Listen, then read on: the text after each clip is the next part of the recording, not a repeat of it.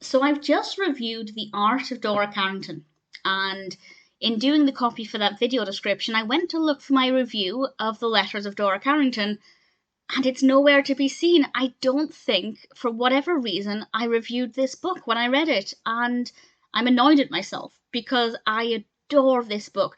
So with the ebook, I had another look through it, but I didn't read it all in its entirety. So this is less an in-depth analysis and more just me saying, I'm an idiot. I didn't do a detailed review when I first read it, but I do want to talk about it briefly just to say that if you're a fan of Dora Carrington, I thoroughly recommend this. So there are probably thoughts that I've forgotten about since I first read it, because I first read it not when it came out. It was released in 2017. I think I would have read it maybe not that long after, actually, maybe 2018, 2019, and adored it. And I've dipped in and out of it since, but I've never read it all of the way through since. So I apologise if there's something that you feel I should mention and I don't. But I've had another look through it to jog my memory, and it's a delight. It is what you would expect it to be. It is a collection of Dora Carrington's letters, and quite a lot of them. She was a very prolific letter writer, and it's wonderful that a lot of people have obviously kept those letters so that they could be used for the purpose of this book. The book was compiled or edited by Anne Chisholm and published by the brilliant Chatto Windus. And I don't know how many letters are in this, but it's over 400 pages with not a massively large writing size. So it's very, very detailed, with information introducing some of the letters, information about Carrington's life, particularly information that helps to enhance the letters, information about the people she's writing to where relevant.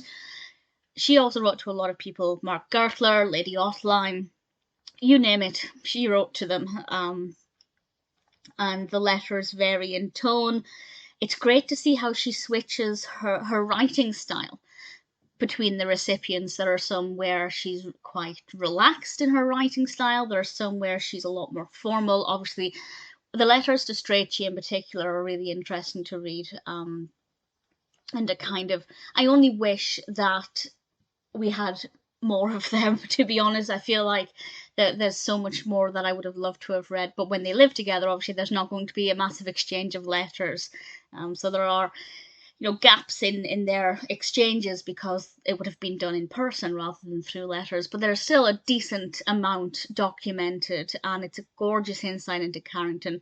What's also really great is that Carrington, being an artist, actually illustrated a lot of her letters, and a lot of this is included in the book, and that's an absolute joy to see. And I absolutely adore those. It's just so great. It's just another insight into both Carrington the person and Carrington the artist. And if you're a fan of Dora Carrington, definitely give this a read. If you've never read anything about Carrington, I wouldn't say this is a complete guide to who she was, what her life was like. But as I said, there are kind of introductions to letters and things, and it gives a brief overview of where she was at certain points in her life.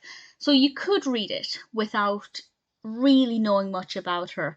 For example, if you were interested in Lytton Strachey and wanted to read those letters, there's enough context for you to be able to kind of get what was going on. But I also recommend you read various books about Carrington, because she's just so wonderful and so fascinating, and such, on the one hand, a complex personality, but at the same time very straightforward. I think with Carrington, what you see is what you get.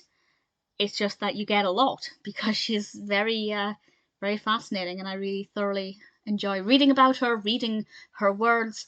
And the letters of Dora Carrington are absolutely worth reading. The full title is Carrington's Letters: Her Art, Her Loves, Her Friendships, and that basically sums it up.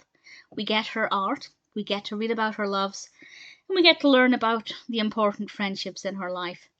Absolutely thoroughly adore this book. In a way, I'm glad that I hadn't reviewed it, because it meant that I had an excuse to flick back through it, rediscover some of my favourite illustrations and things. But I also don't understand why I wouldn't have reviewed it, because I've talked about this book quite a lot since I've read it. Possibly online, but certainly to people in person, or friends that I have who are interested in the Bloomsbury group. And Carrington was never an official member of Bloomsbury, but she was kind of as close to the group as you could be without being a member. And yeah, I've recommended this book to a lot of people, so I'm really surprised I haven't ever discussed it. But now I have. Really glad to have had an excuse to go back to it, and thoroughly recommend it. Carrington's Letters is an absolute joy, and I thank the editor and I thank the publisher for such a beautiful creation. It's also the hardback is gorgeous. When I first read it, I read the hardback. But I'm a minimalist. I don't keep books, and at the time I did. Now I don't. So when I got rid of all of my books, I actually bought this one on ebook because I still wanted to have a copy of it. But the hardback is gorgeous, beautifully published. But the ebook's just as delightful. Really thoroughly enjoyed it. Carrington's Letters is something I will probably revisit again and again, and I can't recommend it enough.